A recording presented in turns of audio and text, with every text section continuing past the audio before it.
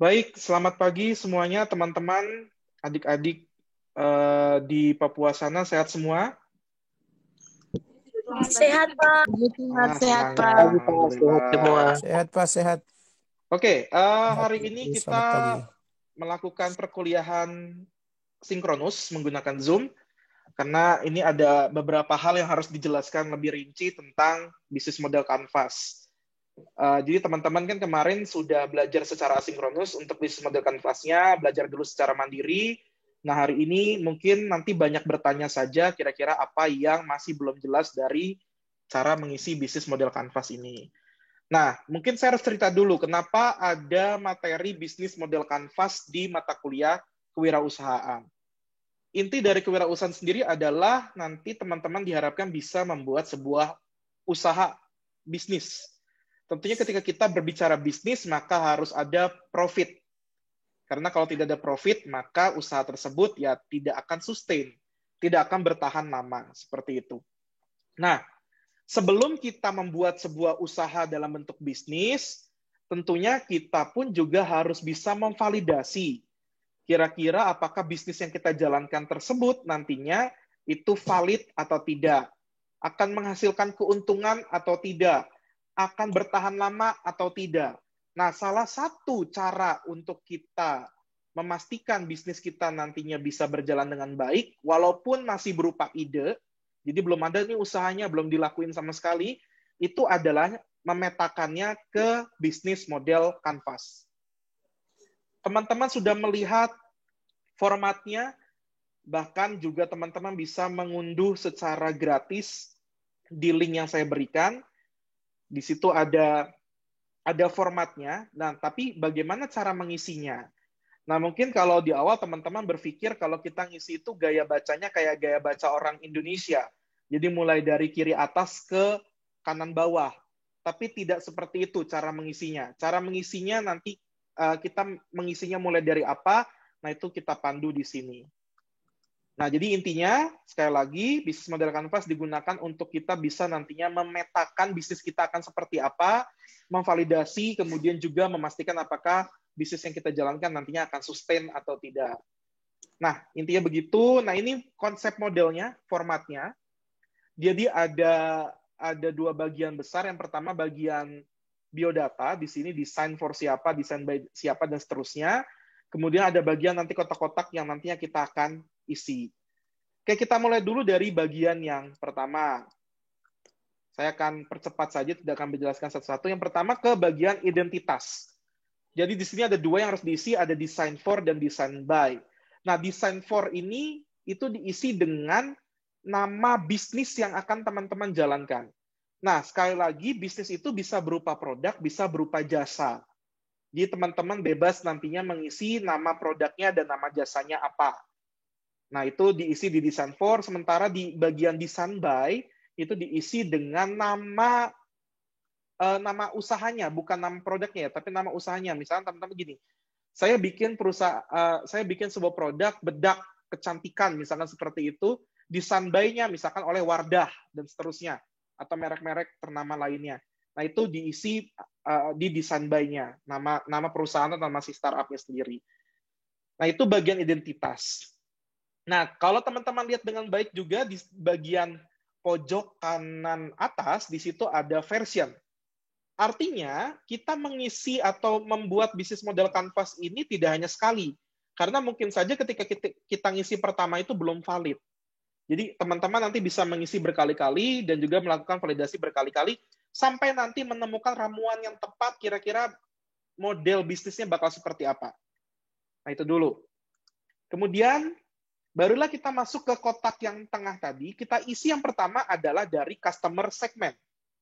Jadi ngisinya justru bukan kayak orang Indonesia membaca dari pojok kiri atas ke kanan bawah, tapi kita mulai dari customer segment. Nah, customer segment ini menjadi pertanyaan yang sangat sakral untuk teman-teman jawab. Namanya teman-teman juga mau bikin usaha atau bisnis. Teman-teman harus tahu dulu, ini kira-kira jasa atau bisnisnya itu untuk siapa? Kalau teman-teman belum bisa menjawab itu, jangan dagang dulu, jangan bisnis dulu. Nah, menjawab customer segment, itu teman-teman harus bisa melihat kira-kira ada tidak nantinya yang akan membeli produk teman-teman, atau kalau dalam bidang jasa berarti menggunakan jasa yang teman-teman tawarkan, seperti itu.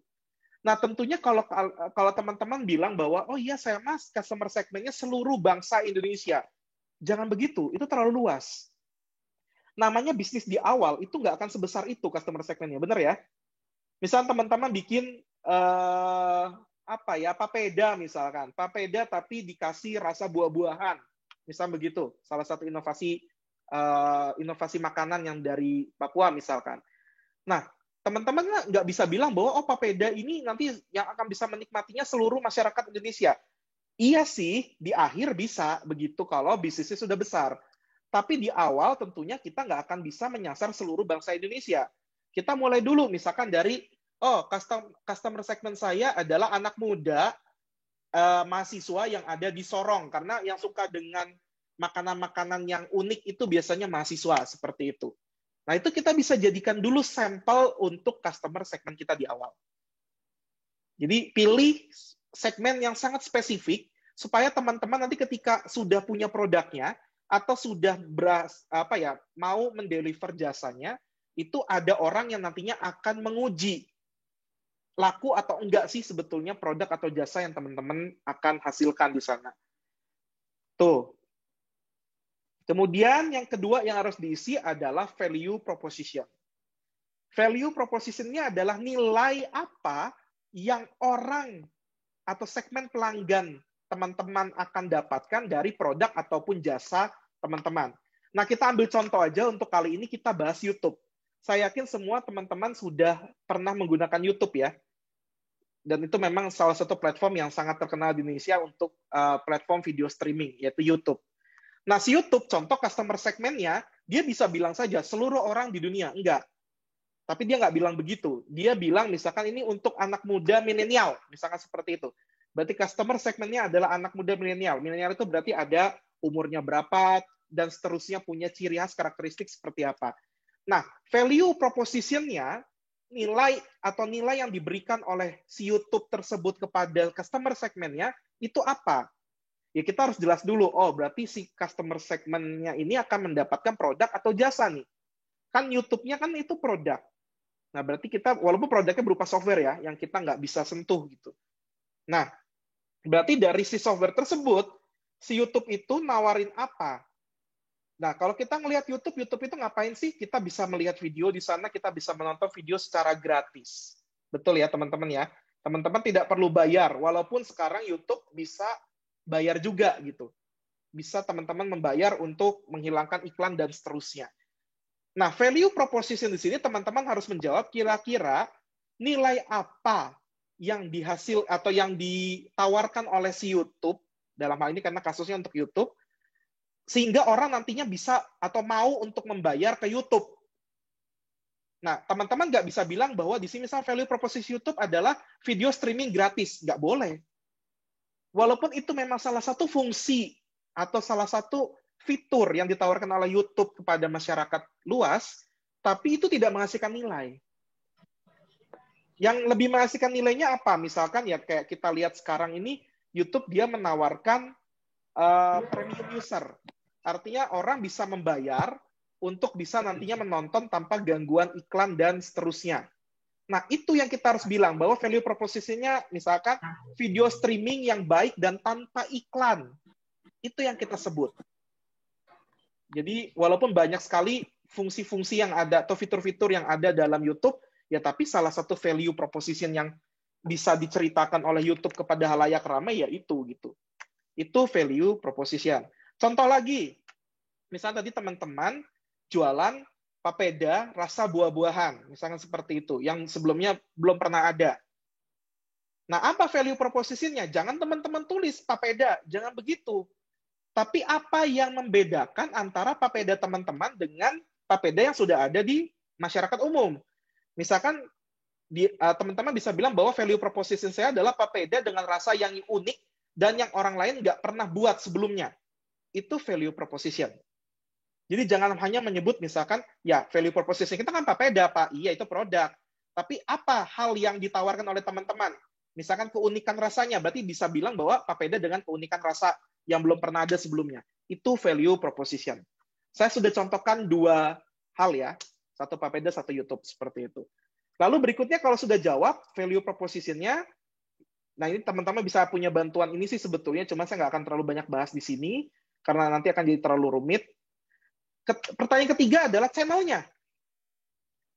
Teman-teman itu mau ngejual atau mau menyampaikan value proposition yang tadi ditawarkan itu melalui apa jualannya? Nah, kalau dulu kan pasti teman-teman kalau misalkan papeda pasti kepikirannya oh channel saya berarti warung. Saya bikin warung makannya. Ya kalau sekarang kan belum tentu warung. Misalnya bisa aja teman-teman bikin versi frozen-nya. Misalnya papeda frozen rasa buah-buahan seperti itu. Jadi bisa nanti dinikmati di rumah, tinggal dihangatkan, lalu dimakan bersama keluarga seperti itu. Nah, channel di sini teman-teman harus menjawab kira-kira bagaimana cara teman-teman menyampaikan value atau produk yang tadi teman-teman tawarkan atau jasanya jasa teman-teman yang buat itu kepada si customer segmentnya. Misalkan channelnya pakai WhatsApp, jadi pemesanan via WhatsApp. Itu juga bisa. Atau misalnya teman-teman pasang produk teman-teman di Tokopedia. Bisa aja channelnya adalah berarti Tokopedia. Kalau YouTube menyampaikan channelnya seperti apa? Ya channel dia banyak. Ada di website, ada di Play Store, ada di App Store-nya Apple, ada gitu. Di aplikasi website juga kan dia ada. Itu channel-channel yang memungkinkan kita mendapatkan nilai dari sebuah YouTube. Ya karena kan YouTube-nya kita harus install dulu kalau di Android ataupun juga kalau yang pakai iPhone berarti di App Store seperti itu. Nah, itu channel. Lalu yang berikutnya ada customer relationship. Customer relationship ini teman-teman tolong jawab dengan singkat apa yang membuat si orang tersebut menjadi lebih tertarik untuk beli produk teman-teman atau memanfaatkan jasa punya teman-teman. Contoh gini, ketika kita bilang YouTube itu kan ketika kita mau menjadi premium user, dia nggak langsung narik bayaran dulu di awal. Jadi kalau teman-teman buka YouTube sekarang, lalu nanti ada tawaran untuk menjadi premium user gitu, itu teman-teman dapat gratis 1 bulan dulu di awal sebagai premium user. Nah, itu customer relationship. Kalau dalam hal papeda, mungkin bisa diakali dengan cara 100 pembeli pertama itu bisa mendapatkan beli 1 gratis 1, misalkan seperti itu. Atau bisa saja customer relationship-nya beli 5 gratis 1. Atau terkadang teman-teman juga bisa memberikan harga khusus, misalkan ke papedanya. Misalkan kalau beli 1 itu harganya 100.000, tapi kalau beli 2, 190.000. Itu customer relationship.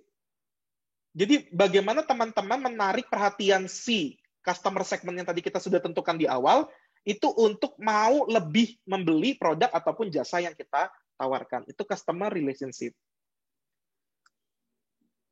Berikutnya lagi, kita akan masuk ke sumber pendapatan atau kita sebut dengan revenue stream. Ini ada di bagian paling bawah. Itu diisi dengan cara pembayarannya. Bagaimana customer kita bisa mengakses nilai yang teman-teman tawarkan. Contoh, kalau untuk YouTube revenue stream-nya dapat dari mana? Ya, revenue stream-nya dapat dari premium user. Jadi kita bisa bilang saja revenue stream-nya YouTube adalah premium user.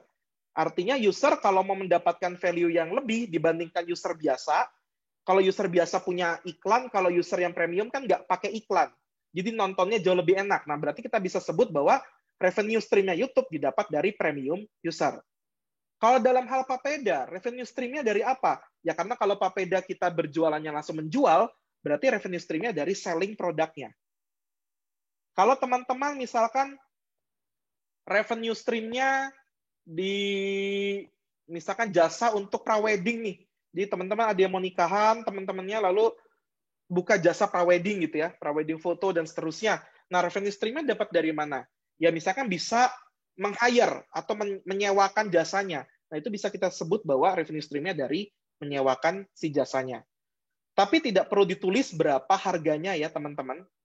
Jadi disimpan dulu kalau di awal, tapi kalau sudah keluar harga nggak masalah. Misalkan bisa kita bilang, revenue stream dari papeda yang rasa buah-buahan tadi, itu dari selling produknya.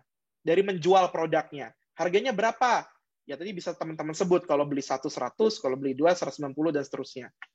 Tuh, jadinya begitu.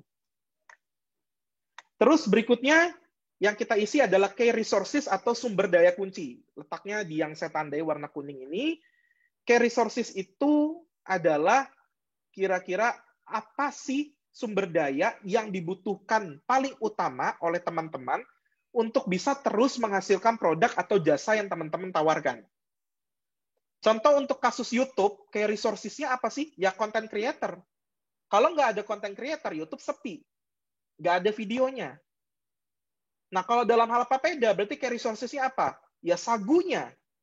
Sagu itu adalah sumber daya kunci. Kalau nggak ada sagunya, Papeda mau pakai apa? Kemudian kalau buah-buahan, misalnya salah satu buah-buahannya adalah buah naga, misalnya seperti itu. Berarti buah naga itu adalah salah satu sumber daya kunci. Karena kalau nggak ada buah naga, ya berarti nggak bisa bikin si papedanya. Terus ikannya, karena harus ada kuah ikan dan si ikannya itu. Nah, itu pun juga harus ada key resources-nya dan seterusnya.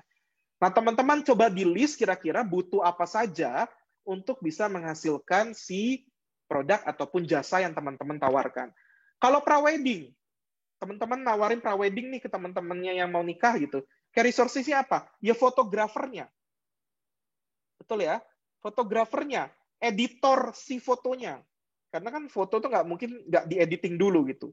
Nah, itu juga bisa jadi sumber daya kunci. Berikutnya lagi ada key activities yang ada di atas key resources.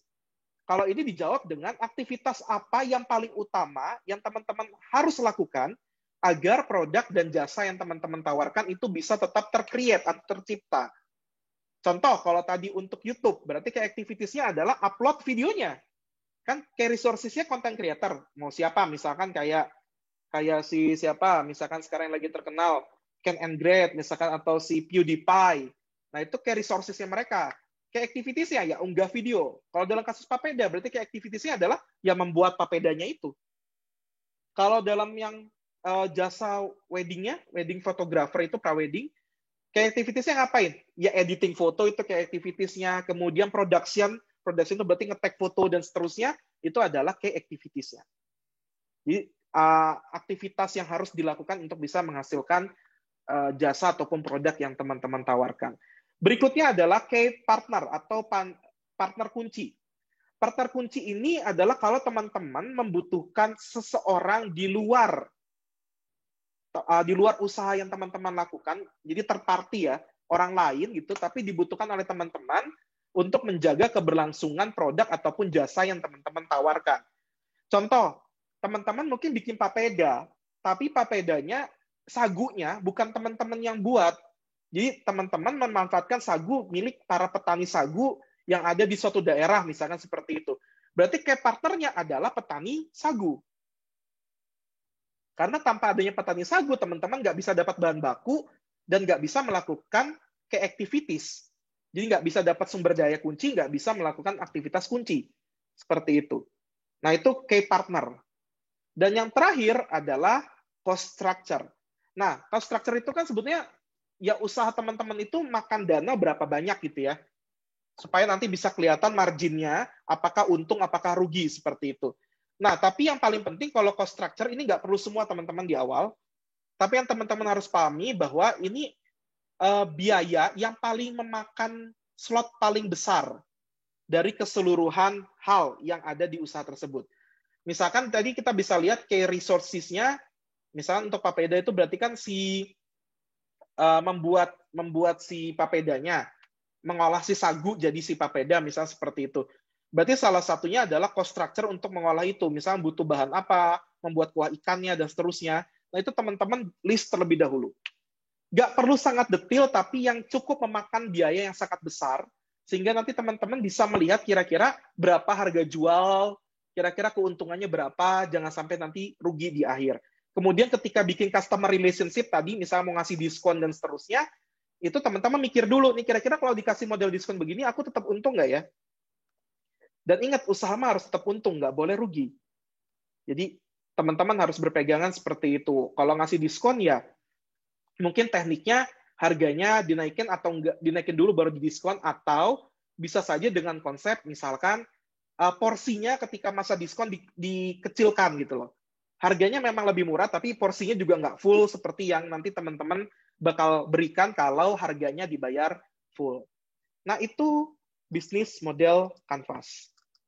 Nah, ini saya udah ada 2 buku yang mungkin teman-teman bisa beli secara online, karena memang ini bisa dibeli di Google Playbook, jadi teman-teman nggak harus beli buku fisiknya, bisa baca dari si Google Playbooks.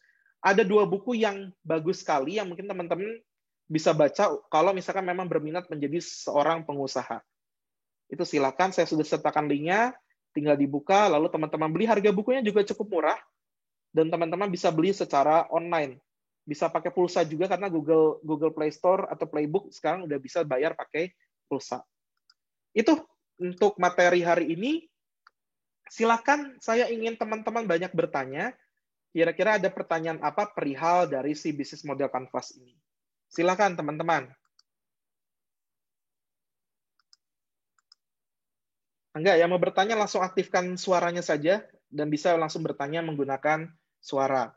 Atau kalau yang agak malu atau pemalu bisa menggunakan chatting. Silakan, saya tunggu.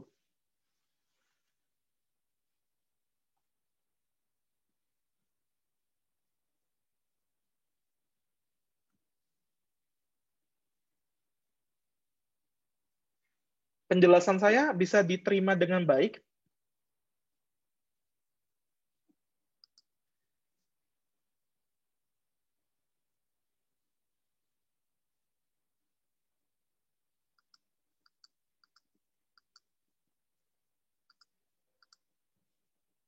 Oke, terima kasih.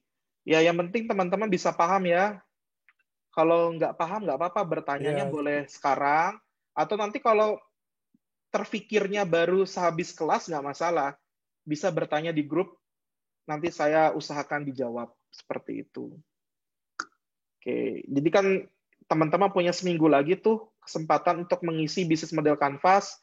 Jadi mangga kalau silahkan teman-teman kalau mau bertanya lebih ketika melakukan tugasnya atau mengerjakan tugasnya juga boleh. Jangan ragu untuk bertanya. Itu aja sih intinya. Pak, Oke, saya kalau mau bertanya. oh boleh. Siapa ini? Boleh tahu namanya? Ateng Sabono, Pak. Oh ya, salam kenal. Ya, silakan. Jadi, tadi penjelasannya Bapak kan, contohnya itu merupakan bisnis-bisnis besar juga.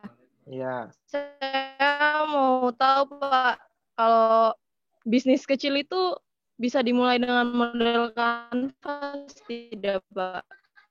bisa. Maksudnya, ide Bisa bisnis banget. model kanvas ini bisa merupakan bisnis kecil atau bukan? Bisa banget. Jadi misal teman-teman mau apa dulu Terima nih? kasih. Mau sama-sama. Jadi misal teman-teman mau apa yang kecil ya kira-kira? Warung lah ya, membuat warung di rumah gitu. Bisa nggak pakai bisnis model Canvas? Ya bisa. Cuman kan buat apa kita pakai bisnis model Canvas? Karena kalau warung kan sudah banyak orang yang melakukannya.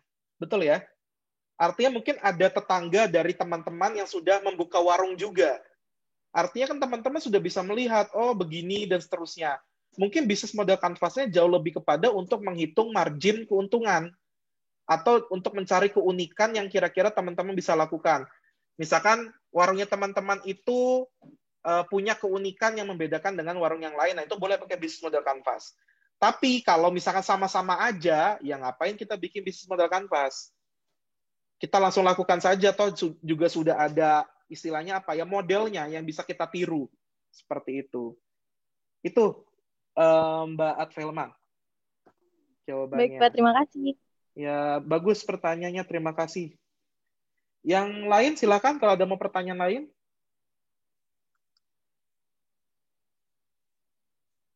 Sudah?